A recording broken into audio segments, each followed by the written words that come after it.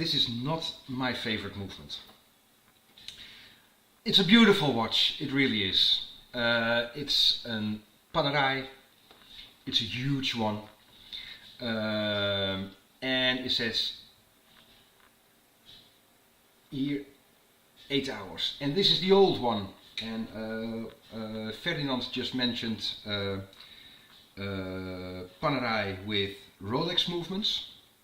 I did quite a few of them as well, but they were Korte Bear movements. This one has got an Angelus movement, and it's an 8-day. So when one huge spring, the movement is running for 8 days. But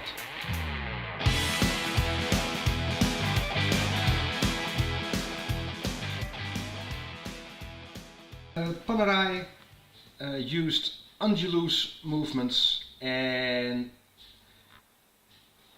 they are excellent if they're running well, but there is a design flaw, and I'm going to show you now, and then you know what I mean. These are so hard to get perfect again. We've done quite a few, so it should be okay. I'm not sure what this shiny stuff is way down here. Hey, the oxt.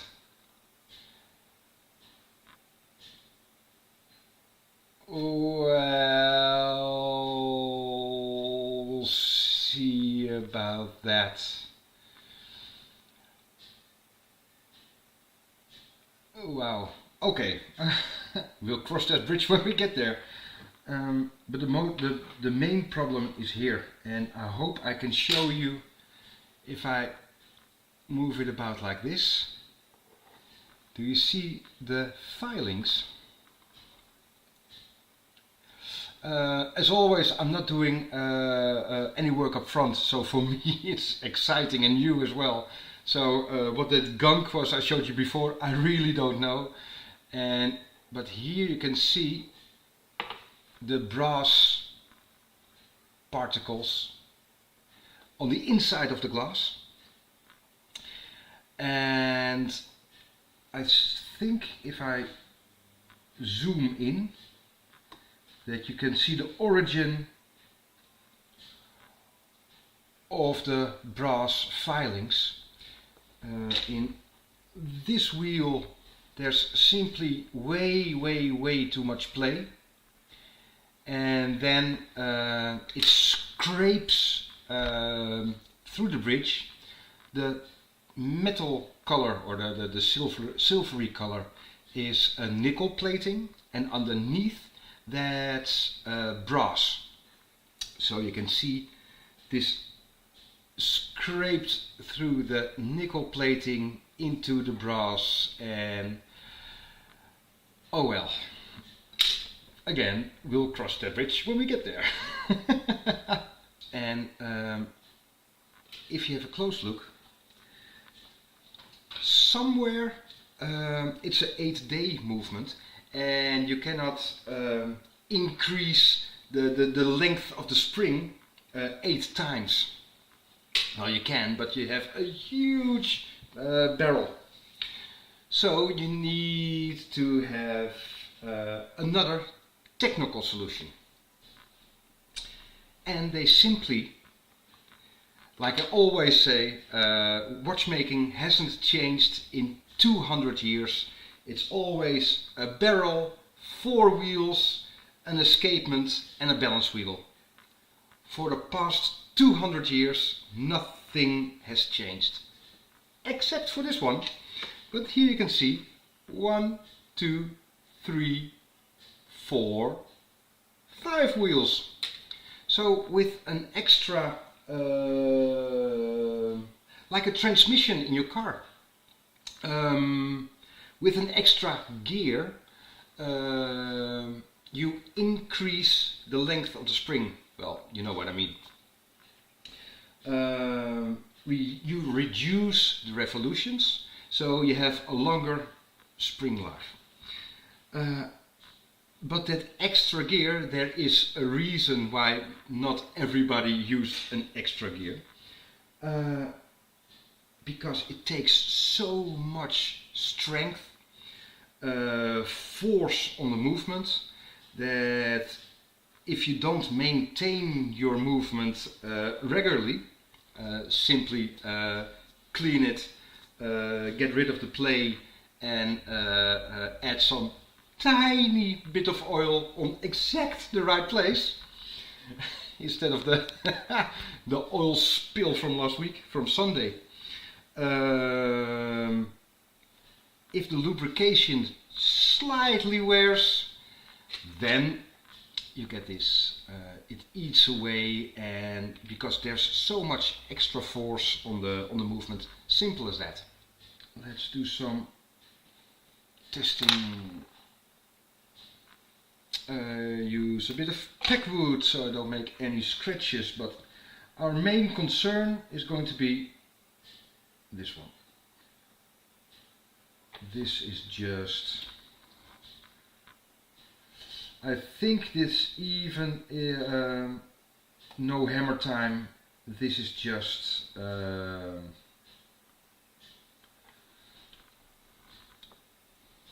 going to need bushing like a clock. Yeah, this really exceeds hammer time in a big, huge way. But it seems that it maybe came loose from the screw in the sledgehammer time. Yeah, this is just way too much. Look at this. You don't have to be a watchmaker to see the huge play. We're looking at this piece here, and what you see is simply this. So I think we need a steel ring in exactly the right place as a new bushel. Yeah, I love the elegant click spring. Look at this. Starts here over the barrel, as seen is in pocket watches.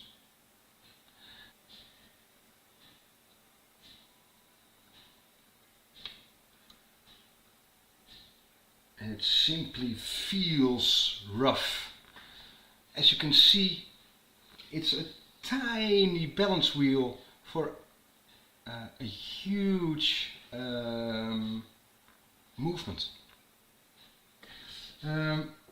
This particular movement, the Angelus, is very popular in desk clocks, the 8-day movements. But they got, be very careful with that, been there, done that. They got such a different wear and tear as a wristwatch, because a desk clock is always stationary in one single position. So the wear and tear on movements like that, and usually they got less jewels, is such a difference. Yeah. Okay, first let's get rid of the hands and the dial. And then now I don't want to know what the gunk was we saw through the back, but well, we have to bite the bullet. Here you can see the metal filings. You see that? This is now the inside of the see-through case back. Through watchmaking eyes, this is carnage, just the metal flakes, and oh well.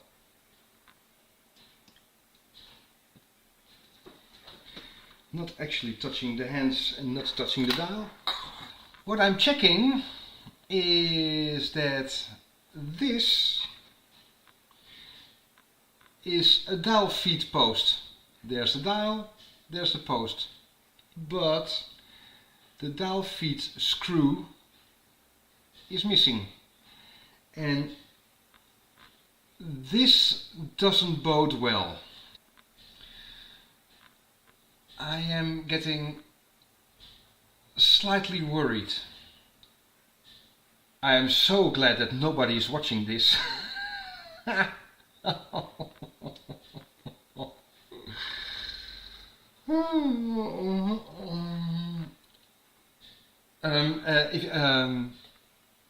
I fear that the dial is glued to the movement, and here you can see what we already saw through the case back. Max. Max Dressel, you know me too well. You've seen probably quite a few videos.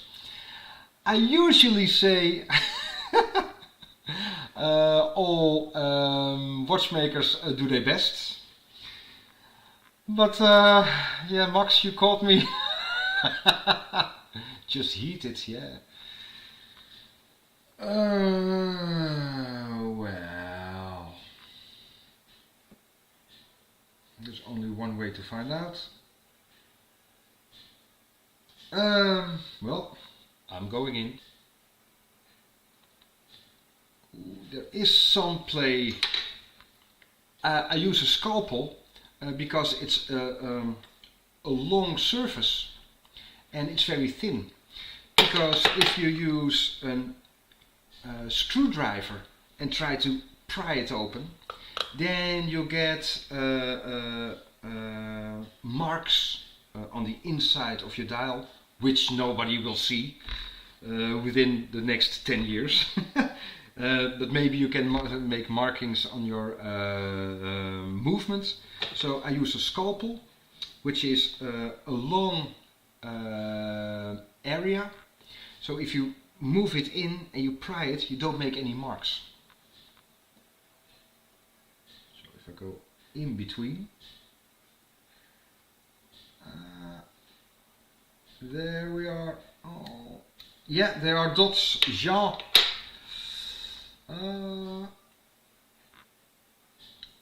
But we have to be extremely careful. But do you remember the decentralized second hand?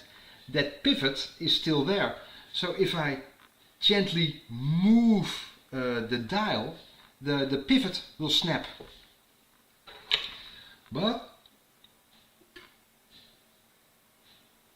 don't panic. I've got a towel somewhere. There we are. Ooh, and there we are. Wow.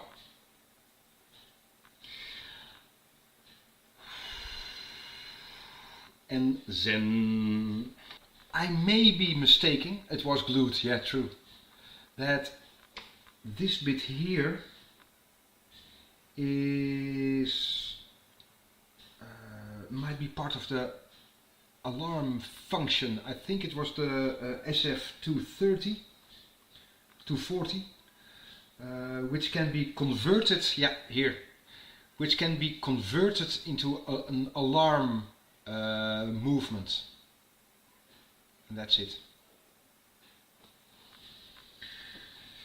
So we take off the hour wheel. Why do I have two carbon tipped tweezers? There's no need for that. Oh, look at this, trouble in paradise already.